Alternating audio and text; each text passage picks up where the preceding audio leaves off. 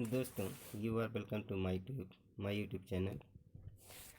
आज हम एक नए टॉपिक के साथ, जो कि आपके कम्युनिकेशन स्किल का सबसे महत्वपूर्ण पार्ट है।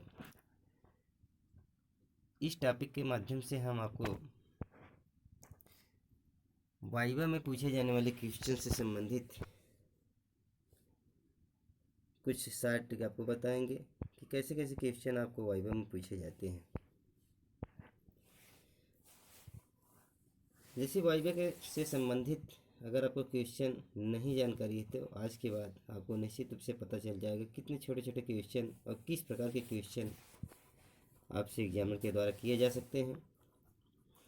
तो पहला है ग्रामर की परिभाषा की डेफिनेशन ऑफ ग्रामर। तो grammar is a science of rules for forming words and combining them into sentences. तो ग्रामर का मतलब क्या होता है? यह ऐसा रूल्स है जो farming words and combined than words को जो है उत्पन्न करता है और उनको combining them into a sentence, एक सेंटेंस के रूप में को कन्वर्ट कर देता है। कहने का मतलब वर्ड के माध्यम से जो है सेंटेंस बनता है और सेंटेंस को मिलाकर किसी न किसी टॉपिक का निर्माण होता है। अब वर्ड किसे कहते हैं? What is the word? तो word is a group of letters. Word क्या होता है? ग्रुप ऑफ लेटर्स होता है। कहने का मतलब शब्दों का समूह होता है, वो अक्षरों का समूह होता है। दैट मेक्स मीनिंग, जो कि अर्थ का निर्माण करता है, जैसे as table, book, sunrise, pen, etcetera.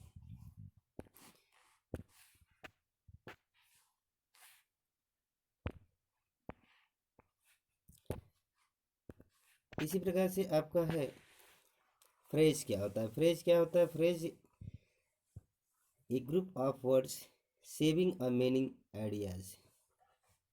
यह क्या होता है? शब्दों का समूह होता है जो गिविंग प्रदान करता है ए मीनिंगफुल आइडिया, एक आपका अर्थपूर्ण विचार को व्यक्त करता है। It does not have a verb. इसके पास क्या होता है? क्रिया नहीं होती है। एज इन द गार्डन, जैसे आपको एग्जाम्पल इन द गार्डन हो गया, an injured man, etc. Next है क्लॉज। क्लॉज मीन्स होता है उपवाक्य। उपवाक्य क्या होता है? A group of words having a certain meanings but an incomplete sentence. देखिए, क्लॉज के माध्यम से क्या होता है? यह ग्रुप ऑफ वर्ड्स होता है, शब्दों का समूह होता है। हैविंग ए सर्टेन, एक निश्चित जो है अर्थ जो है अपने पास रखता है, बट लेकिन यह क्या होता है? इनकम्प्लीट सेंटेंस होता है। जैसा कि आपको हमने टेंस में बताया होगा, जब आपने पास्ट परफेक्ट टेंस को पढ़ा होगा या फ्यूचर परफेक्ट टेंस को पढ़ा होगा, तो उसमें जो है दो क्लाजेस का वर्णन हमने किया था। पहला आपका प्रिंसिपल क्लाज या मेन क्लाज, और दूसरा था आपका सबऑर्डिनेट क्लाज। तो इसी प्रकार से तमाम क्लाज होते हैं, जैसा अभी आपको आगे देखने को मिलेंगे। अगला है, फिर इसमें दिया है कि it is the part of a sentence having a subject and a verb of its own. कहने का मतलब यह जो है अपने पास क्या कर रखता है? एक सब्जेक्ट रखता है और साथ साथ में वर्ब भी, इसके साथ में अपना एक निश्चित वर्ब भी होता है। सेंटेंस क्या होता है? सेंटेंस आपको पहले से पता है, ग्रुप ऑफ वर्ड्स होता है जो मीनिंगफुल होना चाहिए। कहने का मतलब यह एक कंप्लीट मीनिंग अपने पास रखता है।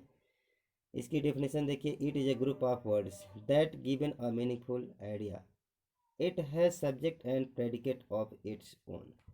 कहने का मतलब यह जो है शब्दों का समूह होता है जो क्या होता है? अपने पास मीनिंगफुल आइडिया रखता है। यहाँ देखिए दिया गया है। और क्या है? सबसे मुख्य चीज़ इसमें है, सब्जेक्ट पे दो पार्ट होते हैं। पहला होता है सेंटेंस के दो पार्ट होते हैं, पहला है सब्जेक्ट, दूसरा है प्रेडिकेट। कहने का मतलब कोई भी सेंटेंस ले लीजिए, जैसे Ram is going to market, तो इसमें राम जो है आपका सब्जेक्ट है और शेष जो सेंटेंस का पार्ट बचता है वह आपका प्रेडिकेट है। अगला देखिए, पार्ट्स ऑफ स्पीच की बात होती है। पार्ट्स ऑफ स्पीच में जो है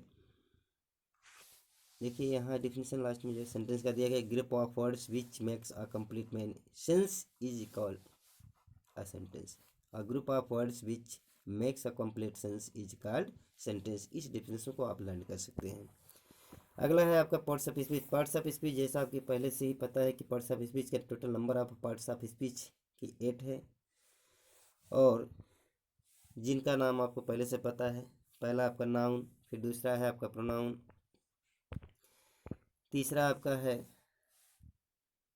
वर्ब, फिर आपका adverb, adjective, preposition, conjunction, interjection. इस तरीके से मिला के जो है आपके पास जो है 8 पार्ट्स ऑफ स्पीच के पार्ट्स ऑफ स्पीच हैं।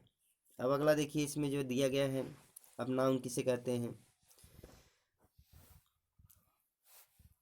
नाउन को पहले से पता है, नेमिंग पर्सन होता है। A noun is the name of person, place और things as Mohan, Geeta, Agra, pen, cow, etc। Pronoun क्या होता है, जिनका यूज हम जो है नाउन के प्लेस पर करते हैं। कहने का मतलब pronoun is a word use instead of a noun. सच में जो है जो आपका नाउन के स्थान पे जिनका प्रयोग किया जाता है, जैसे आपका आई हो गया, ही हो गया, दे हो गया, बी हो गया, etc। अब नेक्स्ट आपका है verb. A verb is a word use to say something about some person. कहने का मतलब जो कर्ता के विषय में कहता है, सम पर्सन में किसी व्यक्ति के विषय में कहता है, जो कर्ता के विषय में कहता है वही आपका कौन है, वर्ब है। जैसे आपका रीड हो गया, राइट हो गया, प्ले हो गया, स्पीक हो गया, गो हो गया, कम हो गया, ये सब क्या है आपके वर्ब हैं। अगला जो है आपका है adverb. An adverb is a word use to add something to the meaning of a verb, adjective और अनदर एडवर्ब। कहने का मतलब यह जो है क्या करता है, मॉडिफाई करता है, डिस्क्राइब करता है किसका, किसी वर्ब को, या एडजेक्टिव की, या जो है अनदर एडवर्ब की। जैसे क्लियरली हो गया, स्लोली हो गया, आपका फास्टली हो गया, रफली हो गया, मच हो गया, etc। अब जो है अगला आता है एडजेक्टिव। एडजेक्टिव जो है आपका है, adjective is a word which is use to qualify noun और प्रोनाउन। कहने का मतलब यह किसको मॉडिफाई करता है, नाउन या प्रोनाउन को करता है। जैसे आपका स्वीट हो गया, ब्यूटीफुल हो गया, ब्लैक हो गया, रेड हो गया, मैनी हो गया, etc। इस तरीके से जो है आपका अगला जो है सबसे इम्पोर्टेंट जो आपकी पार्ट्स ऑफ स्पीच की सबसे इम्पोर्टेंट पार्ट स्पीच का भाग है वह है preposition. A preposition is a word used with a noun और a pronoun to show is relation to another noun और प्रोनाउन। यह क्या करता है, रिलेशनशिप स्थापित करता है नाउन या प्रोनाउन को। यह अपीयर होता है, यह ऑलवेज जो है अपीयर होता है नाउन या प्रोनाउन से पहले, बिफोर नाउन या प्रोनाउन यह दिखाई देता है। यह नाउन या प्रोनाउन के पहले लगाए जाते हैं, उनसे पहले दिखाई देता है। प्रीपोजिशन जो है जैसे तमाम, इसमें इनकी संख्या बहुत है, इज, एन, एट, आम, upon, over, below, up, down, etc। इस तरीके से तमाम प्रीपोजिशन हैं। और देखिए एक चीज़ यह है कि सबसे पहले आपको उसके ध्यान देना है कि कम्युनिकेशन स्किल जो है इसकी स्पेलिंग भी आपको लर्न होनी चाहिए, और साथ साथ में कम्युनिकेशन स्किल का जो है अर्थ जानिए आप, और अपने जो है उससे संबंधित क्या नाम है। जैसे कम्युनिकेशन स्किल में जो है आपका पहला चैप्टर है, उसकी डेफिनेशन हो गई, और डेफिनेशन के साथ साथ में जो है आपको थोड़ा बहुत जो है उसके टाइप्स की जानकारी है। टाइप्स में जो है दो दिया गया है आपका मेनली। पहला आपका है वर्बल, दूसरा है नॉन वर्बल। कभी कभी फॉर्मल इनफॉर्मल का भी चर्चा होता है, वर्बल और नॉन वर्बल। वर्बल को जो है दो भागों में बांटा गया है आपका, रिटन और ओरल में बांटा गया। इस तरीके से इन सब चीज़ों को आपको जो है थोड़ा बहुत देखना जरूरी है। और इसके साथ साथ में जो है आपका फिर अगला जो टॉपिक है आपका बैरियर्स होता है। बैरियर्स कितने होते हैं, बैरियर में जो है आपको मुख्य रूप से बैरियर मीन्स क्या आता है, बैरियर मीन्स तो रुकावट होता है, बाधा होता है। अब बैरियर में जो है आपके जो है जो इसके टाइप्स हैं उसमें मुख्य रूप से आपका साइकोलॉजिकल हो गया, फिजिकल हो गया, सीमेंटिक हो गया, आपका जो है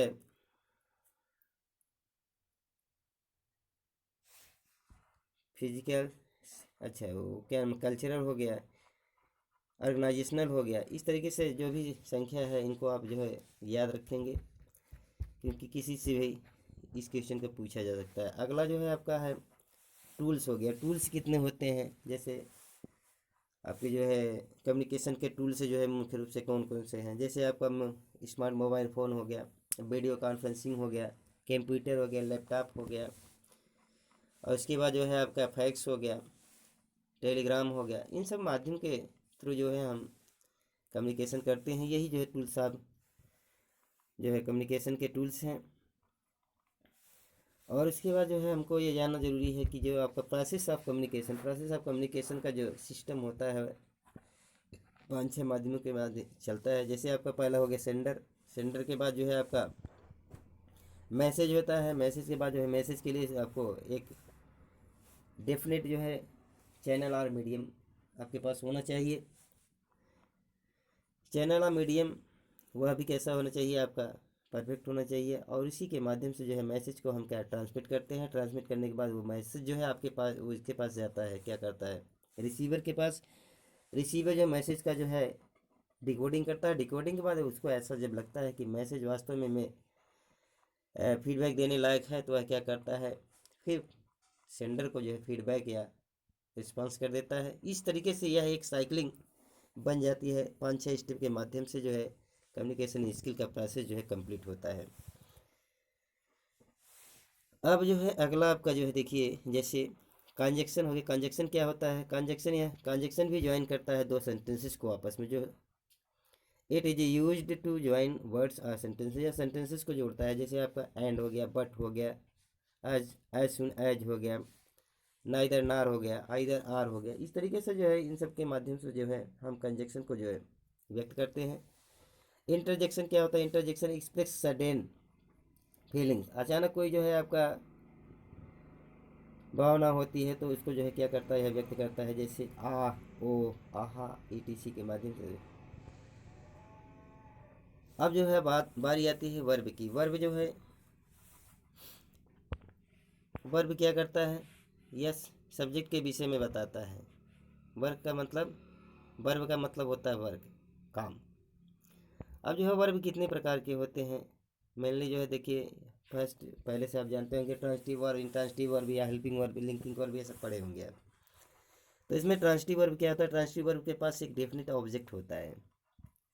देखिए transitive verb is a verb that denotes an action which passes over from a subject to an object as sing, read, write etc। सीधा सा आप इसका डेफिनेशन जाने कि ट्रांजिटिव वर्ब के पास एक डेफिनेट क्या होता है, एक सब्जेक्ट होता है जो एक्शन को परफॉर्म करता है। दूसरा है इंट्रांजिटिव वर्ब के पास तो कोई डेफिनेट जो है ऑब्जेक्ट नहीं होता है। जैसे इसमें जो है केवल वर्ब रहता है, सब्जेक्ट और वर्ब को दिया जाता है, या कंप्लीट कोई जो है कंपनी क्या नाम है, कंप्लीमेंट इसके साथ में होता है जुड़ा हुआ। अब जो है आता है एक्टिव वॉइस।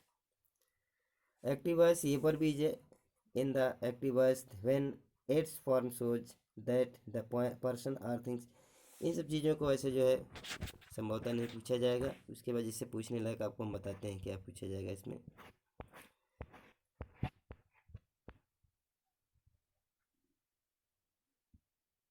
देखिए इनफाइनाइट जैसे हो गया, infinite it is the basic form of the verb which is not limited by the person और number of the subject. It is used either with और विदाउट टू। करें मतलब इसका जब प्रयोग किया जाता है विद के साथ, अथवा जो है विदाउट, मैक्सिमम जो है टू को लगाकर इसको व्यक्त किया जाता है। जैसे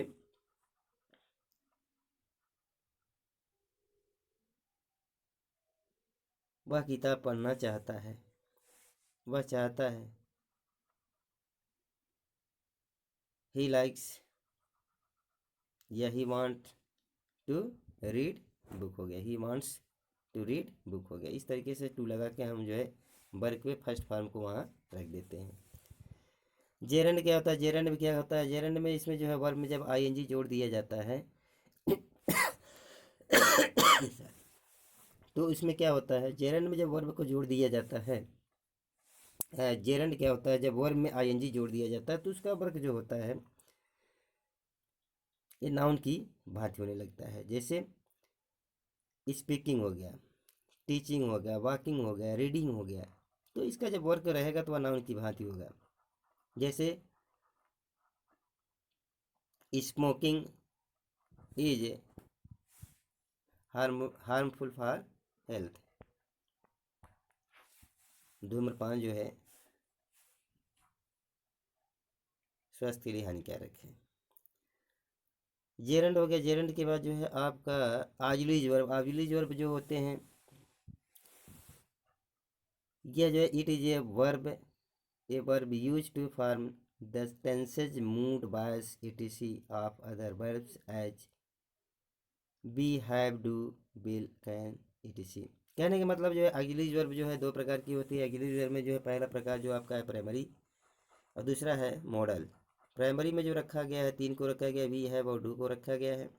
बी का मतलब होता है is am are was were होता है, हैव का मतलब हैज हैव हैड हो गया, और डू का मतलब होता है डू डैज और डिड।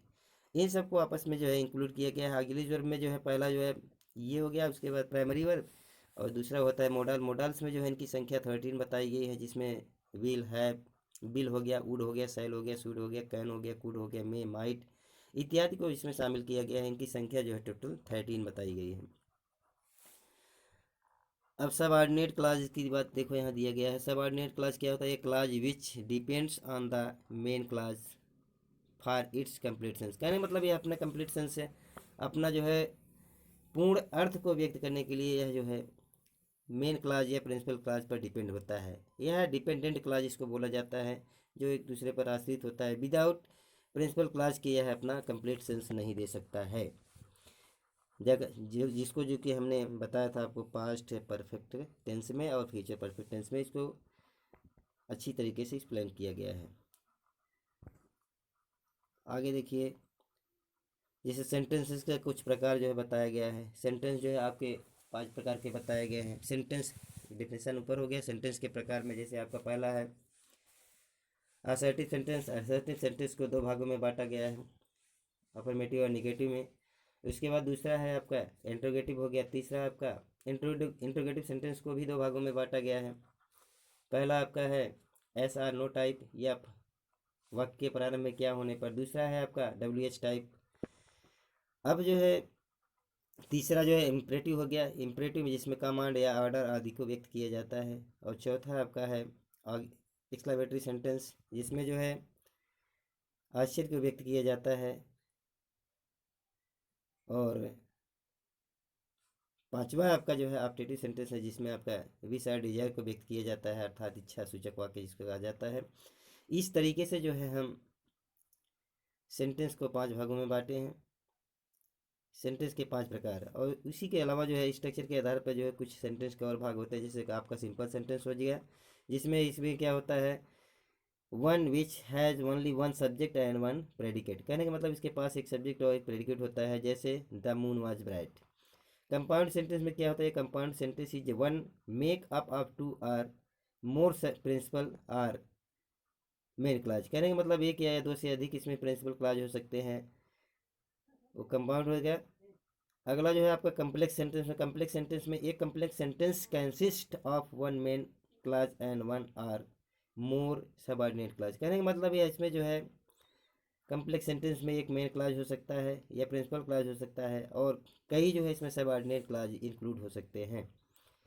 और इसके बाद जो आर्टिकल्स होते हैं, आर्टिकल्स को जो है आपने जाना होगा कि आर्टिकल्स 2 प्रकार के होते हैं। आर्टिकल्स में जो है 3 को शामिल किया, ए एन और द को शामिल किया गया है। इसमें द को जो है डेफिनेट आर्टिकल बोलते हैं, और अदर जो बचे हैं उनको हम इनडेफिनेट आर्टिकल कहते हैं।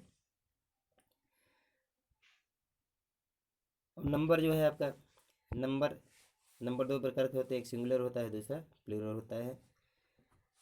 और इसके बाद जो है जेंडर, जेंडर के जो है जेंडर जेंडर जो है 4 प्रकार के होते हैं। पहला मैस्कुलिन जेंडर होता है जिसको पुल्लिंग कहते हैं। दूसरा आपका फेमिनिन जेंडर होता है जिसे स्त्रीलिंग कहते हैं। तीसरा जो है आपका कॉमन जेंडर होता है जिसको उभयलिंग कहते हैं। और चौथा आपका है न्यूट्रल जेंडर, जिसको निर्जीव कहते हैं, जिसमें जान नहीं होती है। इस तरीके से जो है आपके जेंडर को आपको डिफाइन किया गया। और इसके बाद जो है अगला जो है आपका क्या आता है, जैसे कुछ क्वेश्चन ऐसे पूछे जा सकते हैं, देखें थोड़ा सा। जैसे लेटर हो गया, लेटर जो है, लेटर किसे कहते हैं? It is an important mean of communication. यह कम्युनिकेशन का एक महत्वपूर्ण क्या है, भाग होता है। It is a written documents, यह एक लिखित जो है आपका डॉक्यूमेंट्स होता है। That express our thoughts and feelings, जो जिसके माध्यम से हम क्या करते हैं, अपने विचारों और भावनाओं को व्यक्त करते हैं।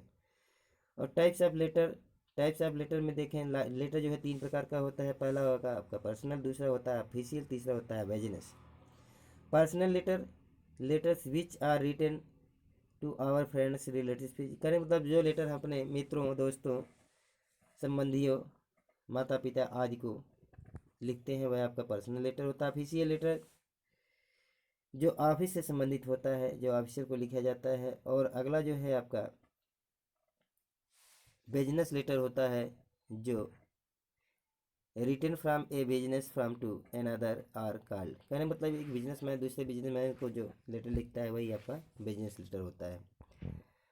अब इस तरीके से देखें तो तमाम जो है आपके क्वेश्चन जो वाइवा से संबंधित रिलेटेड थे, उनको हमने लगभग बताया आपको। इन सबको थोड़ा सा आप केयरफुली होकर अगर देखेंगे तो निश्चित रूप से थोड़ा सा पढ़ के आएंगे, आपको कोई भी प्रॉब्लम नहीं क्रिएट होगी। तो आप निश्चित रूप से वाइवा से पहले इन क्वेश्चंस को एक बार ज़रूर देखें, और साथ साथ में जो है थोड़ा सा मेंटली आप स्थिर होकर इस क्वेश्चन को ज़रूर देखें, नहीं तो बाद में यही समस्या होगी कि हमने जो है नहीं पढ़ा था, नहीं तो हम क्वेश्चन का आंसर आसानी से दे सकते थे। Thanks for watching this video.